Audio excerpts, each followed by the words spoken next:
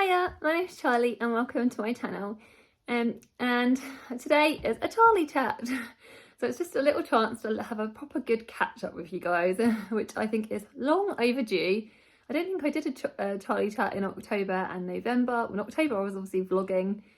You got to see all of my lovely birthday months and it was just, I had the best time. And then November was crazy, which I'll talk to you about in a second. So let me know in the comments how you guys are. You know how much I love having like a little natter with you. This is what this video is for, like so we can just touch base and like see how we've all been doing. And I know the first thing I'm going to start with is the fact that my channel name, the previous Sunday, because this is going up on Sunday, I realised, I think I had a message from Brian from Bookish saying something about my channel name changing, and I remember Deborah from Booking with Deborah, both of those channels are linked below because I'm grateful that they told me, and they just pointed out that they said something about my channel name, and I was like, what? And I couldn't understand my channel name changing because obviously my channel name was for the longest time just been Charlie Brooke, obviously, which is my name, obviously. And I was like, what? So I didn't realise anything had changed. And what had happened was Google has done it so that, you know, obviously when we originally registered our channels, I back in like 16 years ago, I'm talking, when Oscar was a baby, and that's when I first joined BookTube, and I think I must have put the channel as @Pickler's Mum, and I never changed it.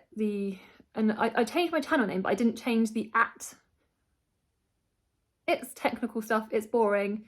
Long story short, so I asked them, I did like a poll on my channel about what to do. And I thought, well, I still wanted to keep the Charlie Brooke because that's obviously, this is me. And I thought no one would know it was me if it was Pickler's Mum. So I thought I'd just add Charlie Brooke Reads. You all know where you're at, so you still know it's me. So that is why my channel name changed. It's annoying, it's frustrating, but hey ho, there are worse things in the world, so hopefully you guys don't mind too much that the name has changed. So that's the first thing out of the way. Then the second thing is, like, November was quite a crazy, I'll talk about November now. November was a crazy month. About halfway through, and I'll let you know why. So about halfway through November, and I can't remember the exact dates because it's all gone into like one big mushy mess in my mind for obvious reasons, as I will tell you. So my sister got poorly. My little sister, the one that had the hysterectomy back in August, she got poorly. She has trouble with her, often has trouble with her teeth. You know, sometimes we're all built differently, etc.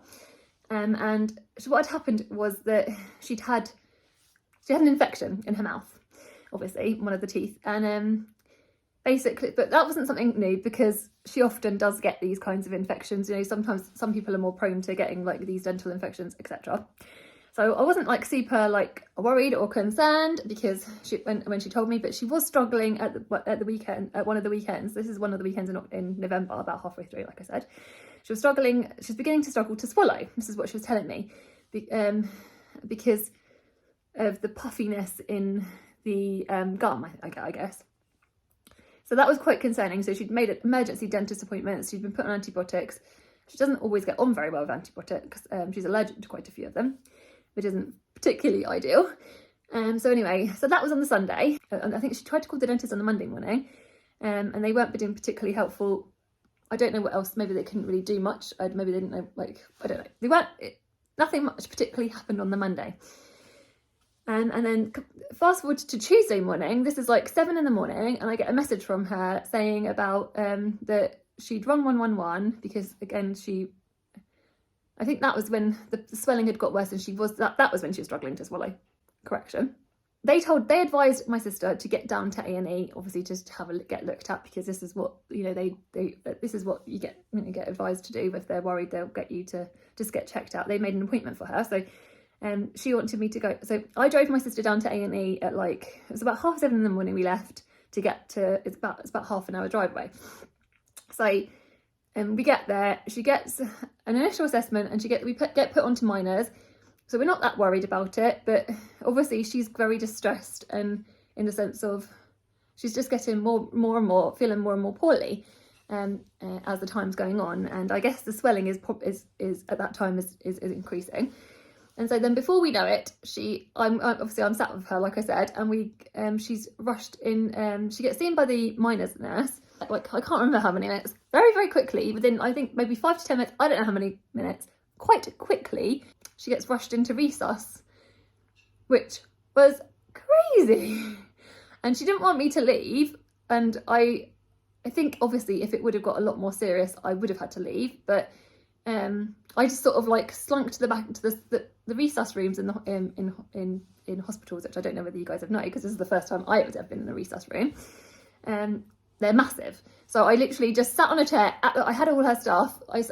She'd obviously been wheeled in from minors, and I was just like at the side of the room, and obviously watching events. I just stayed completely still and completely silent, and just was like watching events unfurl, and it was very, very stressful. And they were concerned about her airway being blocked, and I think it was kind of, being honest, I think she was like millimetres from that happening. It wasn't actually blocked, her area wasn't blocked, but it was very, very close to being blocked. It was, like I said, millimetres from that happening. So that whole time that, like, I was with her, it was just very, very scary. They did some procedures, obviously trying to get a camera down. They tried to get, her mouth wasn't opening, her jaw had locked because of the swelling had got that bad by this point. She couldn't even open her mouth, maybe not even more than a centimetre, but maybe half a centimetre. So they had to put a camera in down her nose, and they struggled to get the camera when it got to the point of her throat. Yeah, so it was horrific, and it was like the most mental. So then that whole week she was obviously in hospital. She was in hospital, I think 7 or 8 days. I think it was 8 days. And she had to have 2 emergency operations, like at the site, to drain the infections, and to help relieve the situation and sort the situation. It was just crazy. It was, again, very, very stressful.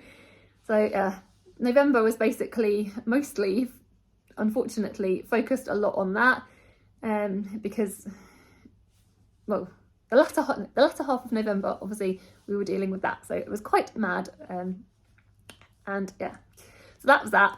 Looking back, it was just another one of those. It's just another one of those stressful times. It was another stressful time for my family, and obviously very scary for her. So yeah. So that was November pretty much. Apart from that, my gorgeous eldest turned 16 at the end of November. Literally, the end of November. The 24th, Oscar turned 16. They were having exams at the time. On their birthday, they had to sit exams, which these things happen, but I felt quite sorry for them. So my eldest was sitting their mocks, that's what they were sitting. So my sister came home the day before Oscar's birthday. So yeah, so she literally had just come home the day before. Oscar's birthday evening, I made brownie, because that's what they wanted instead of birthday cake, and we just played games and just had loads of like quality family time. So it wasn't like super spectacular for them, because they were still having to do revision. They still had exams the next day, but we still managed to sort of make it work and have some nice quality time. So that was the end of November. And then just recently, this week is the first week of December. So that, we're just coming to the end of our first week of December. Where are we today? It's the 7th. So yeah. Yes. This is the first full week of December now, so this is where we're at. And I have been poorly for the last week, which is just classic, isn't it? I think everyone, because now we're all like starting to venture out into the world a bit more, or me personally. I think everyone's catching more bugs, and it's just one of those things. I've had like a bug, it's nothing serious, and it's not COVID because I tested negative. But I just had this nasty like lurgy thing, I'm sure like you guys have all had, so lots of you have all had, but it feels so much worse because of not having any bugs for the last year, really, other than I think I had tonsillitis not long after my mum and sister had come, not long after my mum and sister had been out of hospital, obviously from having been run down, obviously. But yeah, apart from that, I've not been poorly, so this is the first bug I feel like properly I've had. But anyway, But no, I'm fine, and I'm recovering now. Today's the first morning I've woken up and I feel like human, I would say. I'm going to venture to the shops in a bit, so we'll see how I get on with that, because my husband's got the car, so I have to walk down to the shops. First thing in the world. It's like less than 10 minutes to walk. Anyway, that's what's been up. I've been up to. I thought I'd share with you guys my usual Charlie chat. So tell me what you guys have been like up to. What was your like November, October, since I last spoke to you? Like with November, what did you been doing in November? What are you excited for like December? How are you feeling about the beginning of December and etc. And I'll tell you what I'm currently reading. You guys would have, I would have put, like this Thursday, I would have just put up a video on my channel. Me and Charlie from Charles Heathcote are doing a Christmas cracker every week in December, which is like one video a week, where we just be silly and play games and challenge each other. And like the first week we did what did we do the first week? Yeah, the first week was a gift recommendation. This week we've done a Christmas tag. And next week we've got various different plans actually, but yeah, so one of the things we do is we pick a book for the other one to read in the following week. So this week's book that Charlie's picked for me, which he picked using a little generator thing, is The Mystery in White by J.J. Jefferson Farhion. I don't know, is that how you say it? And this is like a cosy crime book, and it's one of the British Library classics. So I did start it this morning. I've read a chapter, and I think this was written before The Murder on the Orient Express. The Murder on the Orient Express, I haven't read loads of Christie. I think I've probably read maybe 4 or 5 or 6. And Murder on the Orient Express is my favourite. But this apparently is not like The Murder on the Orient Express. It's it's very local. It's a very different tale. And like I said, it was written before Agatha Christie's most famous work. So I am excited to read it. For some reason, cozy crime always makes me think of Alice from Alice in the Giant Bookshelf. So when I picked this up this morning, I was thinking of you, Alice. Yeah. So that's the one I'm currently reading. I'll show you. Shall I show you? This was one of my previous reads, The Queen of Dirt Island by Donal and I just wanted to put this in here because I loved this book so much. Sarah from Your True Shelf read it recently. So the reason I picked this up was because I heard Bob talking about it from Bob the Bookerer, and Bob's lovely. Again, links below. All these people I link below. Anyone I talk about, I always link their channels. Anyway, so Bob's the reason I bought this book, because he loved it so much. I think he's read a few Donal Ryans and praises his work so highly, and I can see why.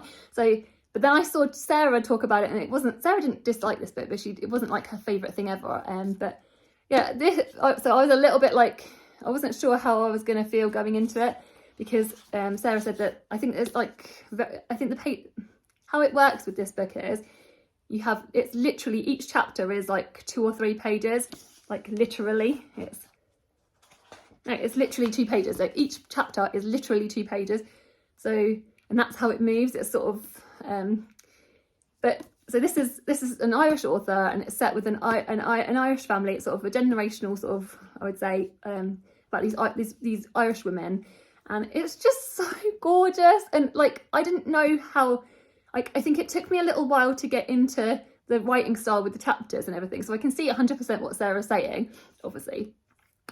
But for me, like, I thought there was loads of heart in this book, and it's just so gorgeous. Like, the women in this book, they're just like such strong, like, it was just brilliant, and I feel like the pacing worked really well. It's a very unique format, like I said, but once I got into it, I was like properly hooked, and this really surprised me, and yeah, I just thoroughly enjoyed it. So thank you, Bob, for recommending it. It was just brilliant. This was a real treat, and I can't wait to read more Donal Ryan's books. Like, I don't know how many more he's got. I'm guessing he's got quite a few, but yeah, excited to find some more work by him. So that was one of my previous reads, and then hopefully I'll show you some of. I've still got to read the FOMO Bookclub, which is a book club being hosted by Jack, Gemma and Alice. I'll put the links into one of their announcements below, I guess. So I've still got to read that. That's I Capture the Castle. I have got the physical book of it, but I've seen there's a audiobook available that I can get. So I'm going to try and listen to that before their live show. And I think in case you guys are interested in it, I think the live show is not till just after Christmas. If any of you guys do still want to join in and read I Capture the Castle by Dodie Smith, you've still got loads of time before the live show. Anyway, so that is one I'm sort of like, I'm also planning on reading next. But aside from that, I've got these two little candlestick press poetries. I've got Christmas Lights, which is 10 poems for dark winter's nights, and Christmas Movies, which is a double bill of festive poems. This one I might save for the week of Christmas because I feel like it'll be even better. But this one I might maybe even today if I have time. Just like I say time because it's only going to take 5 minutes to read it, really, isn't it? But yeah, I'm going to look at these and maybe read at these because I just think dark cozy night, maybe this evening actually. Oh no, I can't do it this evening. I'm out with my friends tonight. I'm going to my friend Mary's house and there's a few of us. Yeah, I'm going to have a little catch up with them lot. So yes. My December is not going to be super crazy because I deliberately plan it that way. I try to make sure that I don't cram in seeing everyone in December because otherwise I just get worn out and I just can't. Charlie, like this, myself now just can't cope with all that as much. It will be busy. It is always busy because obviously we're trying to get like organised for Christmas, but I'm not going to try and fit in seeing everybody before like the end of the year, etc. I just can't do it. I just can't do it. So if I see people, I see people. Again, no pressure on myself. Because it's busy enough, isn't it? And I woke up the other morning. Have any of you guys done this? Literally, the other night, I woke up I think it was like 2:45 in the morning, and I was panicking about the fact that I hadn't bought any Christmas presents. And so I went downstairs and was ordering presents at like 3 or 4 in the morning, which that's not a normal thing to do. Unless you guys let me know, please tell me if you guys have been doing that.